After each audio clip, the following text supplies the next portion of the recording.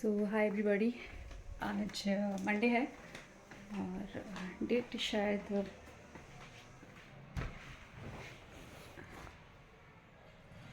18th दिसंबर। मैं date भूल जाती हूँ और मुझे थोड़ी बोलने की बीमारी है, मैं भूल जाती हूँ चीज़ें। तो घर थोड़ा सा मैंने मैनेज कर रहे हैं, आप देख सकते हैं। लेकिन बहुत सारी चीज़ें जैसे कर्टेन है या फिर डेकोरेशन की या फिर जो पिक्चर्स थी पुरानी जो विक्रांत मेरी अनिका की हैं, और वो मैंने अभी नहीं लगाई हैं। एक्चुअली मैं बहुत टायर्ड हो गई हूँ और बीच में थोड़ा सा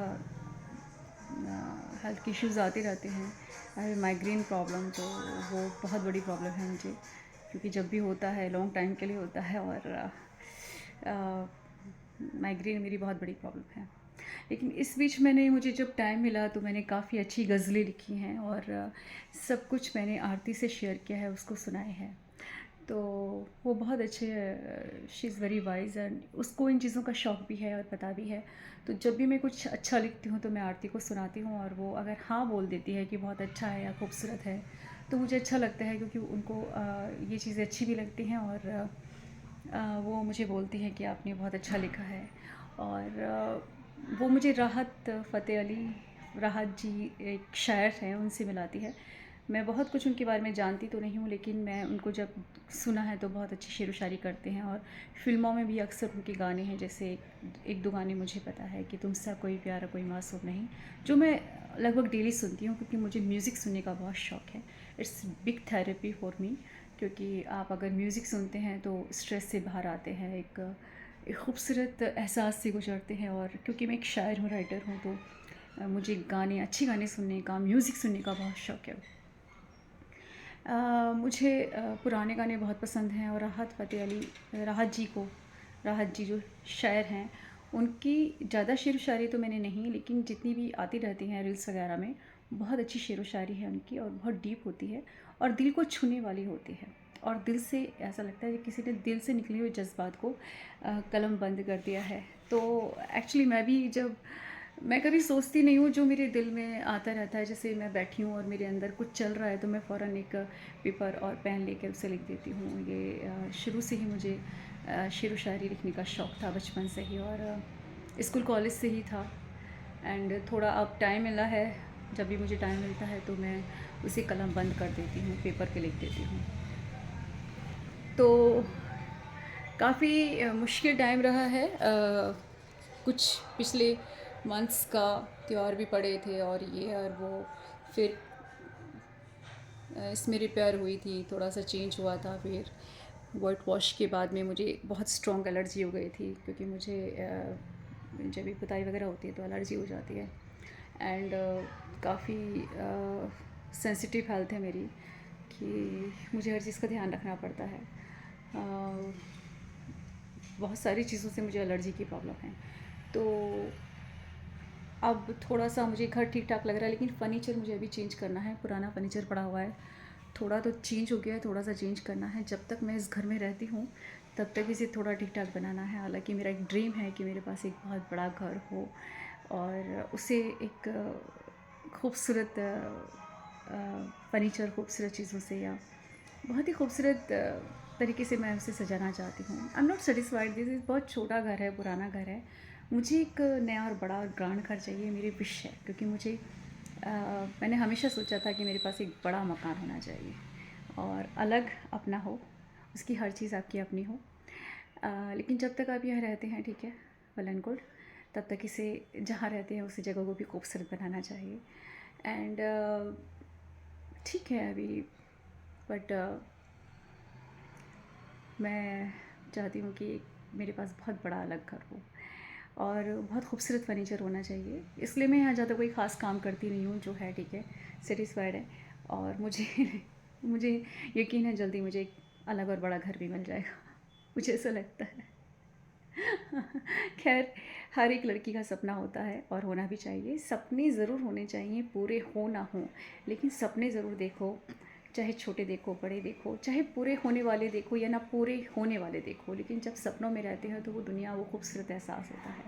और एहसास ही सब कुछ है, भाव ही सब कुछ है। आप अच्छे एहसास में हैं, आप जहाँ रह रहे हो उसमें खुशबू डाल के रहिए। आप जहाँ रह रहे हो म्यूज़िक चलाइए, आप जिस माहौल में रह रहे हैं कोशिश कीजिए कि म्यूज़िक हो। तो जहाँ भी आप रहें वहाँ पे आप थोड़ा कला के संपर्क में रहिए। जैसे नृत्य ज़रूर कीजिए। नृत्य एक बहुत बड़ी थेरेपी होती है और एक कहते हैं ना, भगवान शिव की देन है। भगवान शिव और पार्वती ने नृत्य को जन्म दिया था। तो नृत्य है और संगीत है और कुछ ना कुछ आपको इंस्ट्रूमेंट बजाना आना चाहिए। तो हमारे जो बच्चे हैं, डॉल है, अनिका है, यूवी है और लवी है, ये सारे बहुत स्मार्ट हैं, टैलेंटेड हैं, सिंगर भी हैं, डांसर भी हैं। ये कुछ ना कुछ सीखते रहते हैं, गिटार सितार वगैरह। और जब मैं बच्चों के साथ मेरा गेट टुगेदर होता है तो मैं इनकी फिर बातें भी सुनती रहती हूँ। ये मुझे अपनी कला भी दिखाते रहते हैं और मुझे तो थोड़ा बहुत लिखने का शौक़ है। मुझे बच्चों की कंपनी बहुत पसंद है।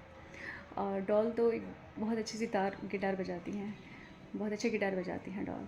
तो मुझे अभी इतना तो ज़्यादा नहीं आता, लेकिन हाँ, मैं थोड़ा-सा डांस ठीक-ठाक कर लेती हूँ मैं थोड़ा-सा, क्योंकि मुझे बचपन से ही डांस का बहुत शौक था और जहाँ से मैं बिलॉन्ग करती हूँ वहाँ डांस को बहुत अच्छा माना जाता है और वहाँ डांस को बहुत पसंद किया जाता है। बल्कि जिन्हें नहीं आता है वो लोग डांस सीखते हैं हमारे यहाँ। तो हमारे यहाँ संगीत को, म्यूज़िक को, नृत्य को, भजन को और ये शेरो शायरी को बहुत पसंद किया जाता है। और मेरे चाचू भी बहुत बड़े शायर थे, नेशनल पोएट रहे हैं वो। उनकी वजह से ही मुझे इस चीज़ का शौक़ लगा था। और हमारे घर में थोड़ा-सा म्यूज़िक का, नृत्य का और सिंगिंग का, भजन सिंगिंग का बहुत ज़्यादा शौक़ था। और सेकंड, मुझे अच्छा भी लगता है कि आप धरती पे आए हो तो आपके अंदर आप हर चीज़ से, हर चीज़ आप जी के जाइए। और मैं कोशिश करती हूँ कि हर चीज़ जीने की, लेकिन बीच में हेल्थ की प्रॉब्लम्स बहुत आती हैं। तो फिर मुझे थोड़ा-सा अ, हर चीज़ से मैं थोड़ा पीछे हट जाती हूँ कि थोड़ा हेल्थ इश्यूज़ हैं, थोड़ा अपने आप को ठीक कर लूँ, उसके बाद में मैं फिर और कुछ करूँगी। लेकिन अब मैं फ़ोकस किस पे कर रही हूँ कि मैं लिखने पे फ़ोकस कर रही हूँ। क्योंकि अब मैं चाहती हूँ कि जो मेरे बहुत पहले एक विश थी कि एक मेरी बुक छप जाए, अब मैं चाहती हूँ कि वो छप ही जाए। हालाँकि बहुत मूडी हूँ मैं, इग्नोर ही किए जा रही हूँ। बहुत ज़्यादा पब्लिशर की बस मेरे पास कॉल आते रहते हैं। मैंने कहा ठीक है, मैं आपको बता दूँगी कब छपवाना है। अभी इतने काम हैं, घर का इतना काम हुआ है और बीच-बीच में त्योहार भी पड़ते रहते हैं, तो थोड़ा-सा इंसान सैचुरेट तो हो जाता है और मैं थोड़ी सैचुरेट हो गई हूँ। इसलिए मैंने 8-10 महीने से सबसे एकदम कट ऑफ किया हुआ है। किसी भी चीज़ में मैं इन्वॉल्व नहीं हो पा रही, ना मैं मीडिया से इन्वॉल्व हो रही हूँ, ना मैं किसी फंक्शन में जा रही हूँ, ना मैं किसी पार्टी में जा रही हूँ। मैं एक सादगी भरी सिंपल सी ज़िंदगी जी रही हूँ और मुझे ये भी बहुत अच्छा लगता है। पार्क में 1 घंटे वॉक करती हूँ, खैर वो तो ज़रूरी है, फ्रेश एयर में वॉक करना, सबको फ्रेश एयर में वॉक करना चाहिए। इट्स गुड फॉर हेल्थ और माइग्रेन में तो बहुत ज़्यादा आराम मिलता है फ्रेश एयर से। तो अब शायद मैं बीच में अ, थोड़ा टाइम के बाद में 2024 में मैं सोचूं कि मुझे मुझे क्या जॉइन करना है। अगर मन करेगा तो ठीक है, अदरवाइज़ मैं थोड़ा राइटिंग में जा रही हूँ और काफ़ी कुछ मैंने लिख भी दिया है। काफ़ी चीज़ें मैंने गज़ल लिख दी हैं और अब मैं चाहती हूँ कि बहुत टाइम से जो मेरी चीज़ें पोस्टपोन पड़ी हुई हैं कि बुक छपनी है, वो छपवा दूँ, क्योंकि वो छप जानी चाहिए। काफ़ी टाइम से मेरी विश थी कि मेरी एक बुक पब्लिश हो। खैर, टारगेट पे काम करती रहिए, प्रेजेंट की लाइफ जीते रहिए और रिश्ते भी होते हैं, उनमें भी खटपट होती रहती है। घर का काम, बच्चा है, हस्बैंड है। फिर मैं चाहती हूँ, मैं मोस्टली अपनी सारा टाइम अपनी मम्मी के यहाँ ज़्यादा बिताना चाहती हूँ। जब भी छुट्टी होती हैं या फेस्टिवल्स होते हैं, जॉइंट फैमिली की वजह से वहाँ पे थोड़ा अलग माहौल है और पास में मामा जी भी रहते हैं, 2 चाचा जी रहते हैं, तो काफ़ी कुछ अलग माहौल वहाँ मिल जाता है। और फिर हमारे यहाँ बचपन से मैं जहाँ पे बाई बर्थ मैंने ये घर का माहौल देखा था कि हर फेस्टिवल बहुत बिग स्केल पे मनाया जाता है, हर चीज़ बहुत बिग स्केल पे की जाती है। तो मैंने बचपन से ये माहौल देखा था कि हमारे घर में तीज त्योहार बहुत अच्छी तरह मनाए जाते थे और मुझे अच्छा भी लगता है, क्योंकि धरती पे कोई दोबारा तो आया नहीं है। आप जब भी आपकी लाइफ में कोई भी फेस्टिवल आए, चाहे होली आए, दीपावली आए या रक्षाबंधन आए, कोई भी तीज त्यौहार हो, कोई व्रत पूजा हो, आप कोशिश करें उसे बहुत अच्छे लेवल पे मनाएं, अच्छे स्केल पे मनाएं और खूबसूरत तरीके से बनाएं। बाकी अगर इसमें म्यूज़िक, संगीत, रील्स नृत्य ऐड ऑन हो जाता है तो उसमें 4 चाँद और लग जाते हैं, और लगने चाहिए भी।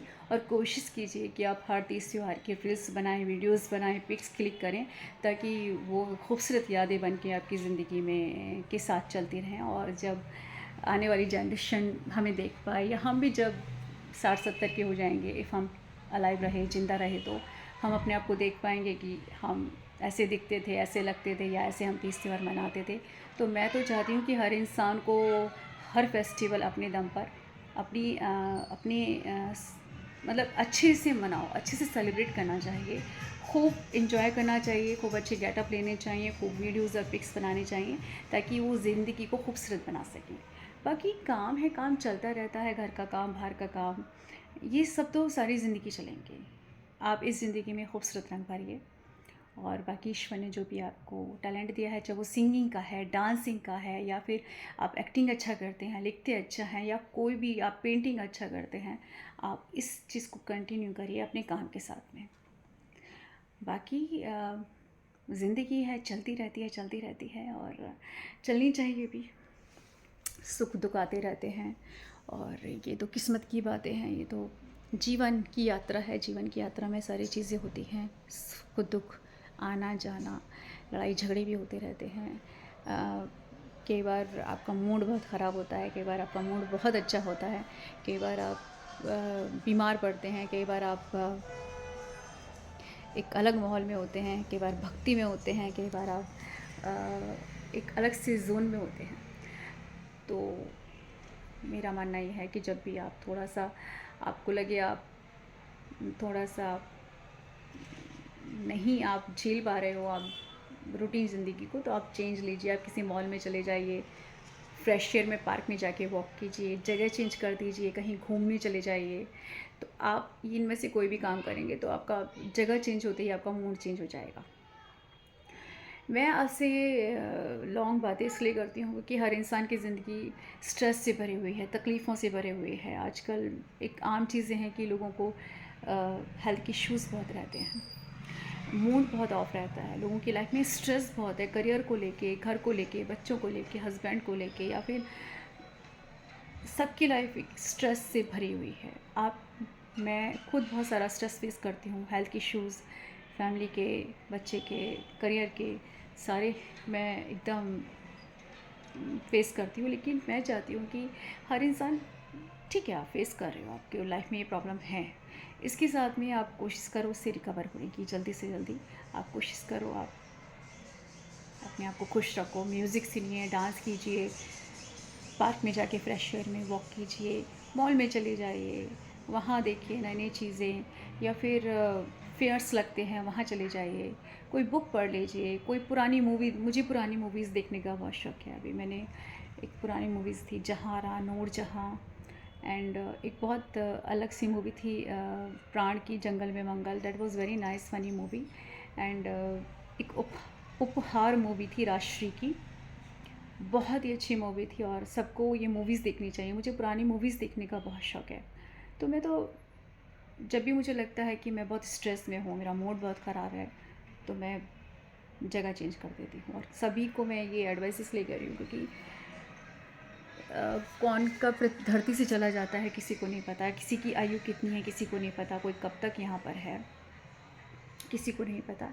इसलिए जितना है, ईश्वर ने जितना ज़िंदगी, जितनी सांसें दी हैं, उन सांसों के साथ अच्छी ज़िंदगी जीना आपका हक बनता है। आपके पास ईश्वर ने जो भी दिया है, सुख सुविधा दी हैं, जो भी फैसिलिटीज़ दी हैं, उसके साथ अपनी ज़िंदगी को आप खूबसूरत बनाने की कोशिश कीजिए। काम है तो बीच में से थोड़ा सा गैप लेके आप म्यूज़िक सुनिए, या फिर फ्रेश एयर में वॉक करके आइए।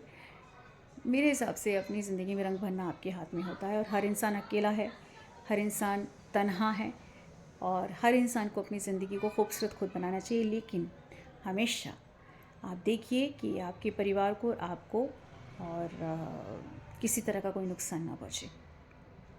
इस चीज़ को आप हमेशा ध्यान रखिए।